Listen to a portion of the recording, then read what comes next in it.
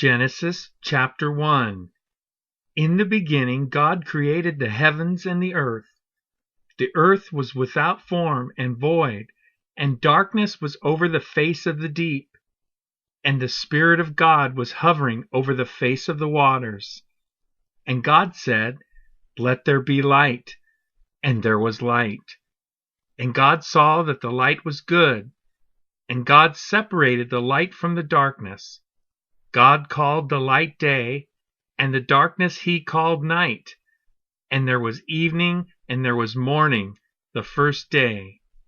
And God said, "Let there be an expanse in the midst of the waters, and let it separate the waters from the waters."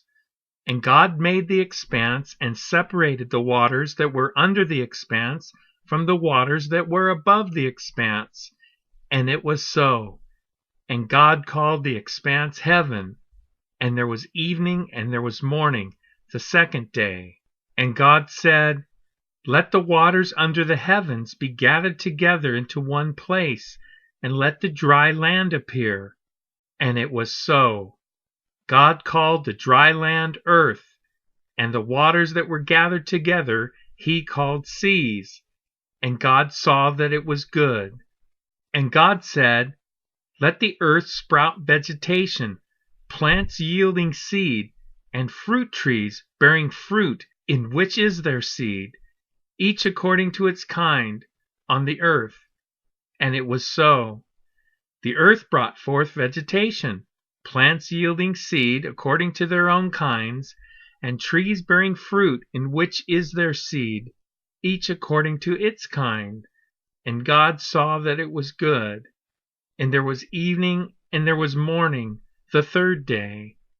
And God said, "Let there be lights in the expanse of the heavens to separate the day from the night, and let them be for signs and for seasons, and for days and years, and let them be lights in the expanse of the heavens to give light upon the earth." And it was so. And God made the two great lights, the greater light to rule the day, and the lesser light to rule the night, and the stars. And God set them in the expanse of the heavens to give light on the earth, to rule over the day and over the night, and to separate the light from the darkness. And God saw that it was good. And there was evening, and there was morning, the fourth day. And God said, "Let the waters swarm with the swarms of living creatures, and let birds fly above the earth across the expanse of the heavens." So God created the great sea creatures, and every living creature that moves, with which the waters swarm, according to their kinds, and every winged bird according to its kind. And God saw that it was good. And God blessed them, saying, "Be fruitful and multiply, and fill the waters in the seas, and let birds multiply on the earth." And there was evening, and there was morning, the fifth day. And God said, "Let the earth bring forth living creatures according to their kinds, livestock and creeping things, and beasts of the earth according to their kinds." And it was so. And God made the beasts of the earth according to their kinds, and the livestock according to their kinds, and everything that creeps on the ground according to its kind. And God saw that it was good.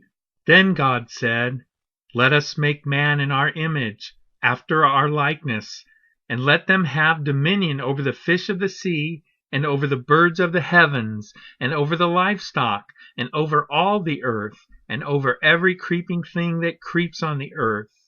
So God created man in his own image. In the image of God he created him. Male and female he created them. And God blessed them. And God said to them, "Be fruitful and multiply, and fill the earth, and subdue it, and have dominion over the fish of the sea, and over the birds of the heavens, and over every living thing that moves on the earth." And God said, "Behold, I have given you every plant yielding seed that is on the face of all the earth, and every tree with seed in its fruit. You shall have them for food. And to every beast of the earth, and to every bird of the heavens, and to everything that creeps on the earth, Everything that has the breath of life I have given every green plant for food." And it was so. And God saw everything that he had made, and behold, it was very good. And there was evening and there was morning, the sixth day. Genesis chapter 2. Thus the heavens and the earth were finished, and all the host of them. And on the seventh day God finished his work that he had done, and he rested on the seventh day from all his work that he had done. So God blessed the seventh day and made it holy, because on it God rested from all his work that he had done in creation. These are the generations of the heavens and the earth when they were created, in the day that the Lord God made the earth and the heavens. When no bush of the field was yet in the land, and no small plant of the field had yet sprung up, for the Lord God had not caused it to rain on the land, and there was no man to work the ground, and a mist was going up from the land and was watering the whole face of the ground. Then the Lord God formed the man of dust from the ground, and breathed into his nostrils the breath of life, and the man became a living creature. And the Lord God planted a garden in Eden in the east, and there he put the man whom he had formed. And out of the ground the Lord God made to spring up every tree that is pleasant to the sight and good for food. The tree of life was in the midst of the garden, and the tree of the knowledge of good and evil. A river flowed out of Eden to water the garden, and there it divided and became 4 rivers. The name of the first is the Pishon.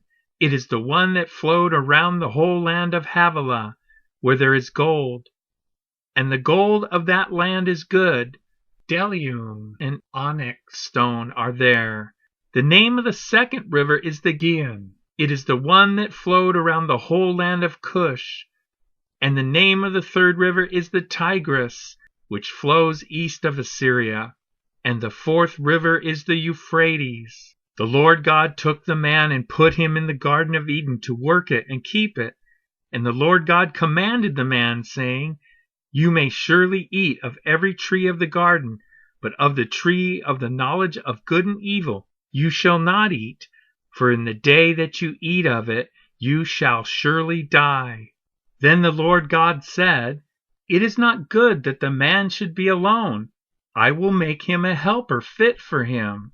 Now out of the ground the Lord God had formed every beast of the field and every bird of the heavens, and brought them to the man to see what he would call them.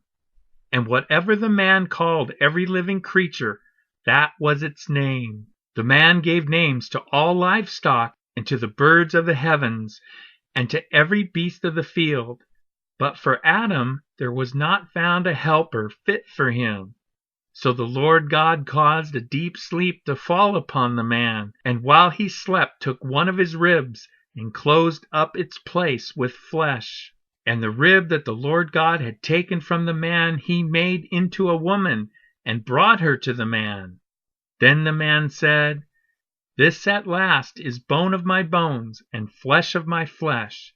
She shall be called woman, because she was taken out of man. Therefore a man shall leave his father and his mother, and hold fast to his wife, and they shall become one flesh." And the man and his wife were both naked, and were not ashamed.